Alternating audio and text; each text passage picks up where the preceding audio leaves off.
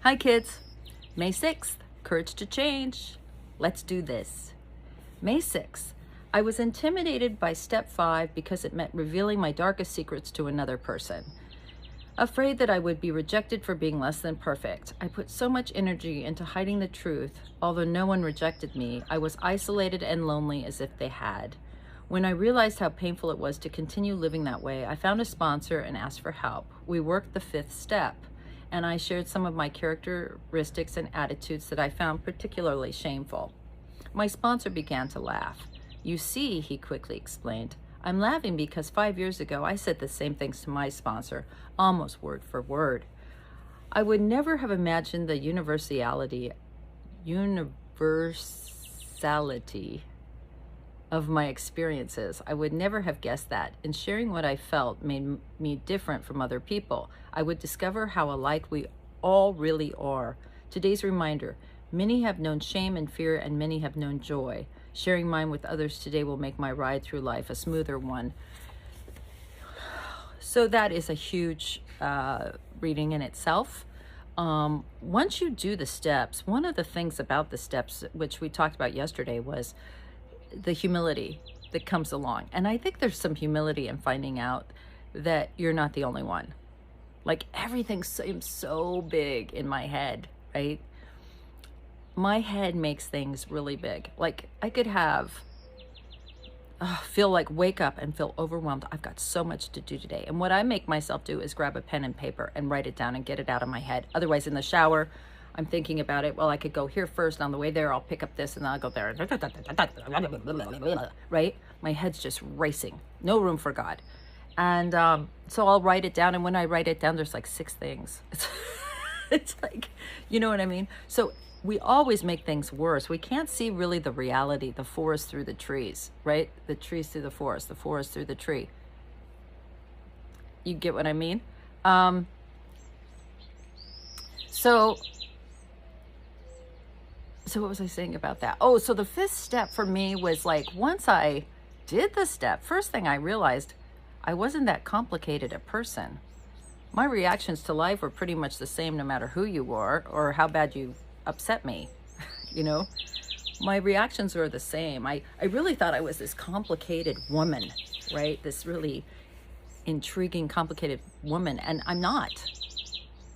I'm just a garden variety woman from Spokane, Washington. And, you know, I'm not much different than other people, but I didn't know that till I wrote it down. Personally, I didn't share my my 5th step with another woman in the program because I really didn't want to put that on them. I didn't want to have any repercussions. So I did what was suggested in the literature, which is seek out a clergy.